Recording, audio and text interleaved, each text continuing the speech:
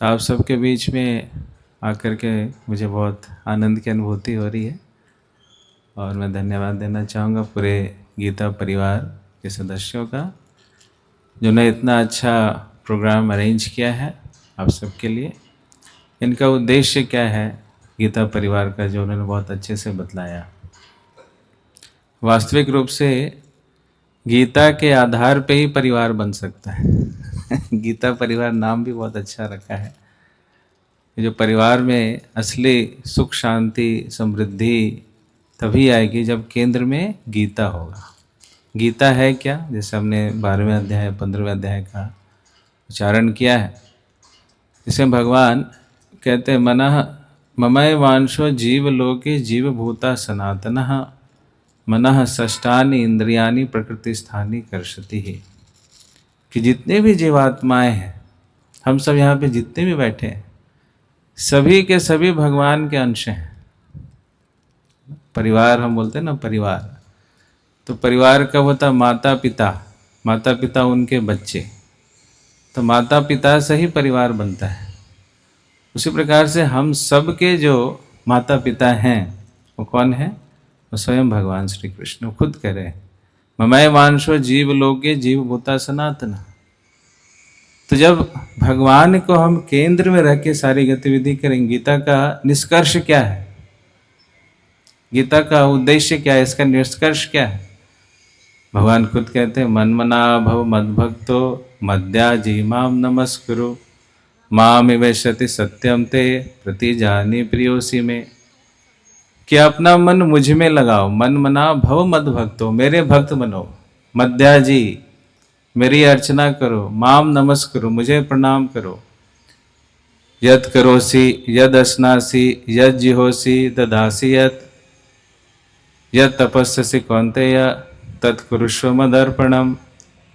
कि आप जो करते हो, जो खाते हो, जो तपस्या करते हो, कुछ भी करते हो, मुझे अर्पित करते हुए करो। तो ये गीता का संदेश है कि हमारी जो भी गतिविधियां हैं, सारी की सारी गतिविधियां किसकी प्रसन्नता के लिए होनी चाहिए? भगवान की प्रसन्नता के लिए होनी चाहिए। तब जा करके हमें वास्तविक सुख शांति और समृद्धि की प्राप्ति होती है। और भोक्तारम यक्तपसम सर्वलोक महेश्वरम सुहृदय सर्वभूतानाम ज्ञात्वा माम शांति मृष्यति।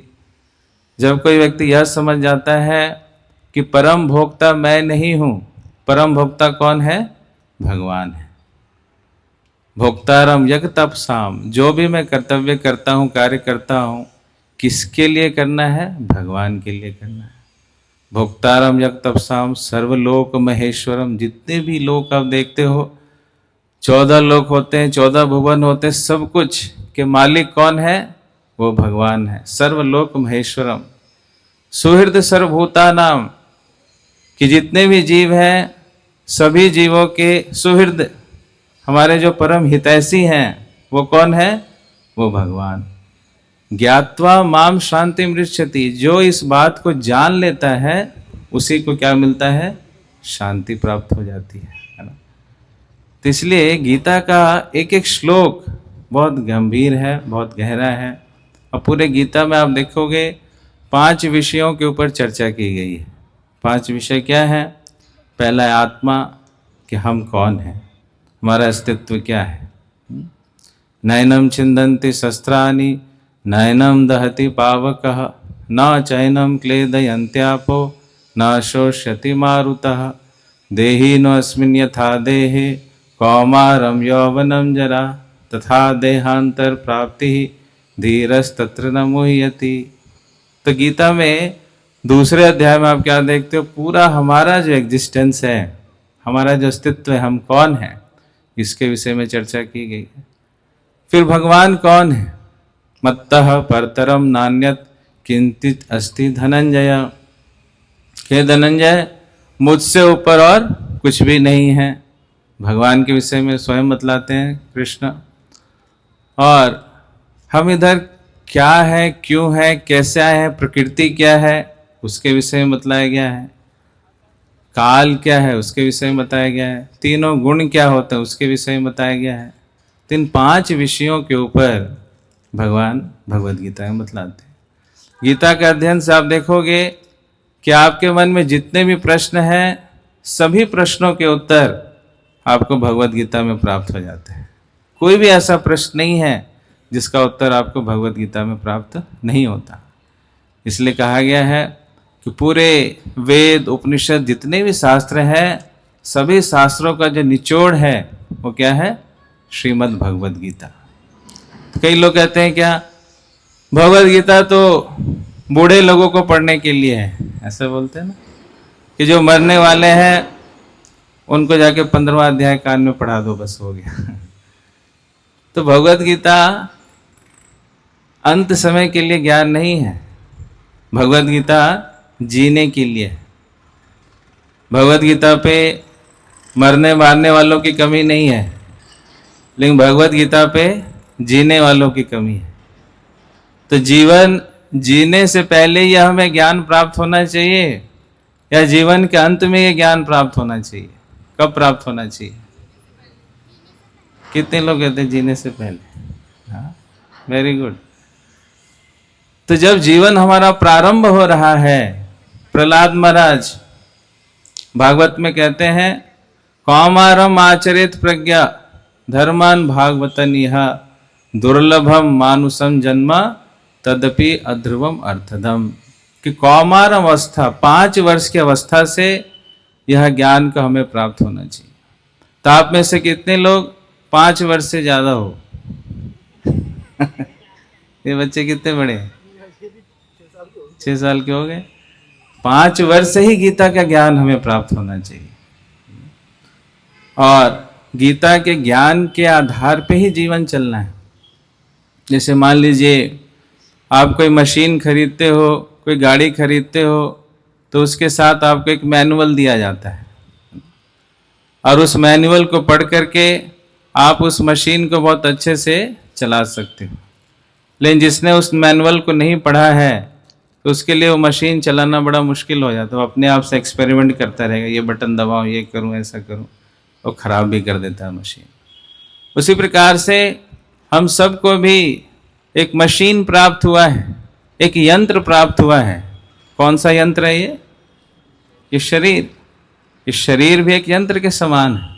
इसका करना क्या है लोगों को यही नहीं पता कि इसका उद्देश्य क्या है, इसका लक्ष्य क्या है, क्यों हमें यह मनुष्य शरीर प्राप्त हुआ है। इसका कुछ न कुछ ऑब्जेक्टिव तो होगा, तो वह लोगों को पता ही नहीं है, जिसके कारण इस यंत्र का बटन उल्टा सीधा बटन दबाते हैं और पूरा यंत्र ही खराब कर देते हैं। मनुष्य जीवन का यह लक्ष्य नहीं है। महाभारत के एक श्लोक में कहा गया है आहार निद्रा भय मैथुनम च सामान्यमेतत् पशुभिः नराणाम् धर्मो हि तेषाम् अधिको विशेषो धर्मे नहि नः पशुभिः समानः, कि ये 4 चीजें आहार निद्रा भय और मैथुन ये पशु भी करता है और एक मनुष्य भी करता है। लेकिन पशु में और मनुष्य में क्या अंतर है कि मनुष्य धर्म के पथ पर चल सकता है लेकिन पशु धर्म के पथ पर नहीं चल सकता। लेकिन जो मनुष्य धर्म के पथ पर नहीं चलता है वो किसके समान है? वो पशु के समान है। तो इसलिए यह धर्म ही डिवीजन करता है। हमें कह दिया जाता है वी आर सोशल एनिमल, हम सामाजिक जानवर हैं, लेकिन हम जानवर नहीं हैं। डार्विन थ्योरी, ये थ्योरी हमारे बच्चों को पढ़ाया जाता है। वो हमें क्या सिखलाते हैं कि हम कहाँ से आए हैं? बंदरों से आए हैं। हमारे पूर्वज क्या बंदर थे? नहीं, हमारे पूर्वज बड़े बड़े महर्षि है ना। हम गोत्र लिखते हैं ना, गोत्र में बड़े बड़े महर्षियों के नाम होते हैं। तो हम बंदर से नहीं आए और हम सब के पिता जो है वो भगवान है। तो इसलिए मनुष्य कब बनता है? जब वह धर्म के पथ पर चलता है। जब वह धर्म के पथ पर नहीं चलता तो मनुष्य किसके समान बन जाता है? पशु के समान। तो धर्म क्या है, अधर्म क्या है, ये बतलाएगा कौन? जैसे प्रभु जी बतला रहे थे अभी, हमारे जो ज्ञान के सोर्सेस हैं आजकल, टीवी है, सोशल मीडिया है, इस तरह से हमें ज्ञान प्राप्ति हो रही है और हमारे धर्म पर कुठाराघात हो रहा है। हमारे बच्चों को जो संस्कार प्राप्त होने चाहिए वो संस्कार प्राप्त नहीं हो रहे। वो मनुष्य नहीं, जानवर की तरह बनते जा रहे हैं, निशाचर बनते जा रहे हैं। आजकल लोगों को आप देखोगे सुबह उठने में कोई रुचि नहीं है। सोने का समय कब है जी? हम सोते हैं रात को 12 बजे 2 बजे। उठते कब है जी? 7 बजे उठते, 8 बजे उठते, जब सूर्योदय हो जाता उसके बाद उठते। तो मनुष्य क्या बनते जा रहे हैं? हाँ, निशाचर बनते जा रहे हैं। निशाचर का मतलब क्या? जो निशा में चरण करने वाला है। तो मनुष्य कब बनता है? जब वह धर्म के पथ पे चलता है। क्या सही है क्या गलत है उसकी जब पहचान होगी, क्या करणीय है क्या करणीय है जब उसकी पहचान होगी, तभी तो वो चल पाएगा। तो यह सब ज्ञान कहाँ से मिलेगा हमें? भगवत गीता से। तो भगवत गीता को लेकर के बहुत अच्छा इनिशिएटिव लिया जा रहा है। तो आप सब उसमें भाग लीजिए और गीता के उद्देश्य को समझिए, गीता का पठन पाठन अध्ययन कीजिए। भगवान भी भगवत गीता में कहते हैं, जो मेरे इस ज्ञान का प्रचार करता है वह मुझे सबसे ज़्यादा प्रिय है। आप में से कितने लोग भगवान के प्रिय बनना चाहते हो?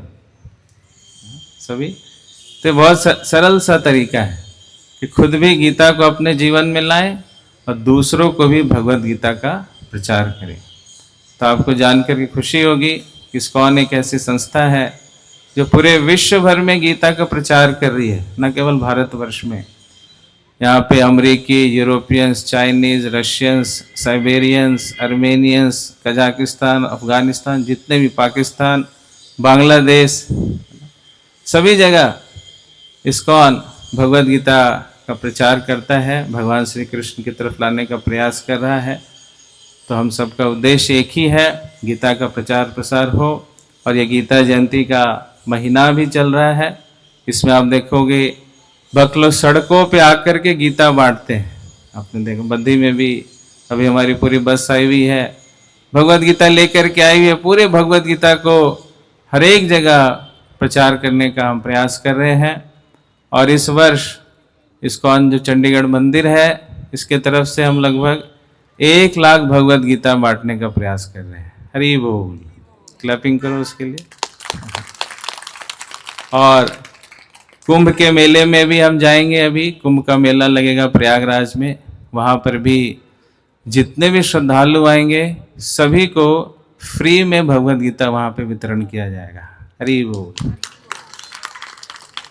तो आपसे भी अनुरोध है कि आप खुद भी गीता लीजिए, उसके साथ साथ हमारा सहयोग कीजिए ताकि हम ज़्यादा से ज़्यादा भगवत गीता का वितरण कर सकें। हरे कृष्णा कृष्णा कृष्णा हरे हरे, हरे राम राम राम हरे हरे। तो कलयुग में कहा गया है भगवान की भक्ति कैसे प्राप्त होती है? हरे नाम हरे नाम एव केवलम, कलौ नास्ति व गतिरन्यथा। हरि का नाम जिसके माध्यम से कलयुग के कलमश को हम समाप्त कर सकते हैं और हरि की भक्ति को प्राप्त कर सकते हैं। तो गीता अध्ययन के साथ साथ आप हरि नाम संकीर्तन भी अपने जीवन में जोड़िए। सुबह शाम उठते जगते सोते जैसे भी आपको समय मिलता है भगवान के दिव्य नामों का कीर्तन भी कीजिए। तभी हम थोड़ा देर कीर्तन भी करेंगे, हमारे एक भक्त मृदंग भी बजाएंगे। हरे कृष्णा कृष्णा